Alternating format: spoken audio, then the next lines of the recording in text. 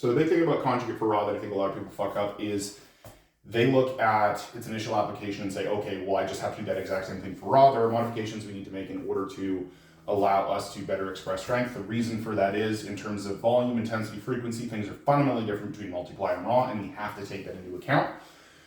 First change that we're gonna make is having some vein of specificity always. So whether that's gonna be on your dynamic effort days for squats and deadlifts, understanding that we have to be able to practice competition lift on a consistent basis throughout the off season, so that when we get into a meet prep, it doesn't feel foreign. And easiest way to run this is during those dynamic effort exposures, so that we get lots of really, really good practice with really high amount of sets, really low amount of reps, so that we always have a really, really highly tuned skill when we start that meet prep. The second thing is the use of rep maxes, right? So people always are like, max effort, 1 rep max, da da da da da. No, okay, so we want to probably be using rep maxes. These rep maxes are going to be your, quote unquote max effort exposure, and they're probably going to be in variations that you're bad at. If you have someone who's got chest tape on the squat, you're probably going to be using something like an SSB. And then those rep maxes are not always going to be at 10, and you can actually linearly progress those in a 3-week wave, RP7, RP8, RP9.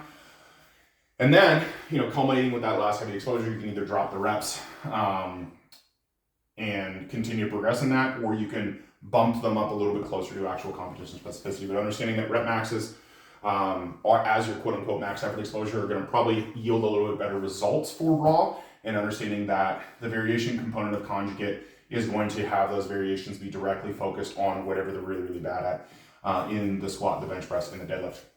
The third is understanding this volume and intensity model. So big mistake a lot of people think, or a lot of people make rather, is they're like, oh, it's Conjugate, intensity has to be high, it's got to be a max effort. The problem with that is that volume ends up super, super low. Obviously my chart's a little bit fucked up because I can't write for shit, but we in actuality want our intensity to be in that kind of 85% range, probably pretty consistently. And this is 85% of relative intensity, not absolute intensity. So when we think about relative intensity, that's strain, right? So how hard it is, absolute intensity is the load on the bar. So we want about 85% average out over the course of the block in terms of relative intensity. Your absolute intensity in the off season doesn't really matter a ton, but we want it to progress from lighter to heavier. And the easiest way to do that is we do these rep maxes, we drop the amount of reps on the rep maxes, and then we take those variations from less specific to more specific. So making sure that you have a sufficient amount of volume, because if we have a sufficient amount of volume, we have a sufficient amount of strain or relative intensity, it's very easy for us to, 4 weeks out of a meet, pick a meet and do it, because we've had that vein of specificity in there. We've been having sufficient strain and we've had sufficient volume so that we have something to peak off of. The next thing is going to be deadlifting on a weekly basis. So you have to deadlift on a weekly basis. Good mornings, probably not super effective. Rack pulls, probably not super effective. Competition deadlift, pretty effective. Close variations of the competition deadlift like a pause, pretty effective. You don't have to deadlift heavy every week, but you have to deadlift every week. So what I typically do in a 2-week wave with people is I do your first week, it's going to be, like a top set of 5 RP8, which is your max effort exposure.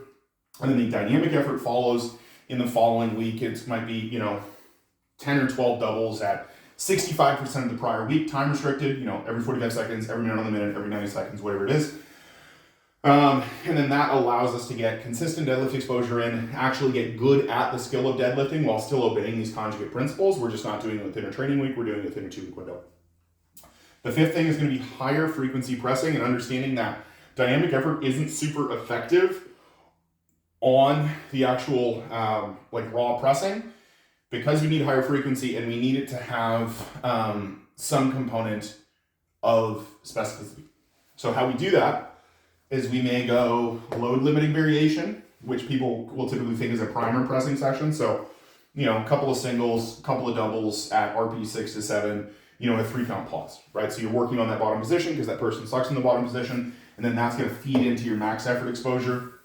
And then that max effort exposure, might be, top set of 5 at RP 8, close grip. And then the repetition effort exposure is going to be later in the week. And then that might be, incline bench for sets of 8.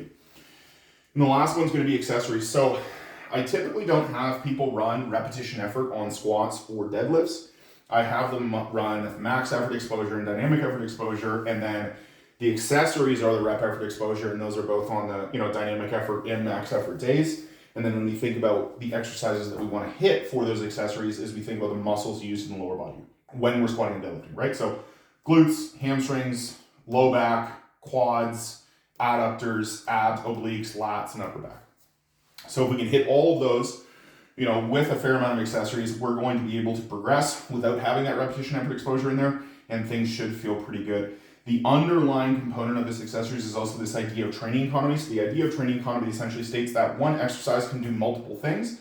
So you want to be picking exercises that you're not just going to pick a glute exercise, a quad exercise, a hamstring exercise, an adductor exercise.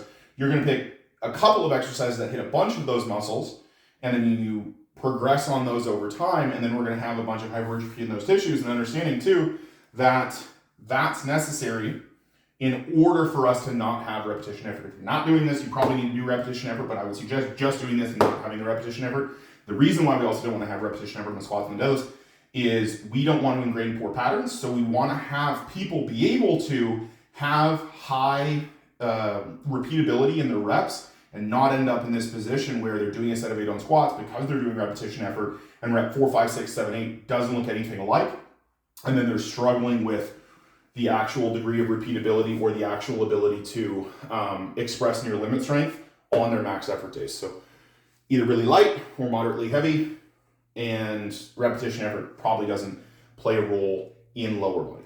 Anyways, that's modifications of Conjugate for Raw. See ya.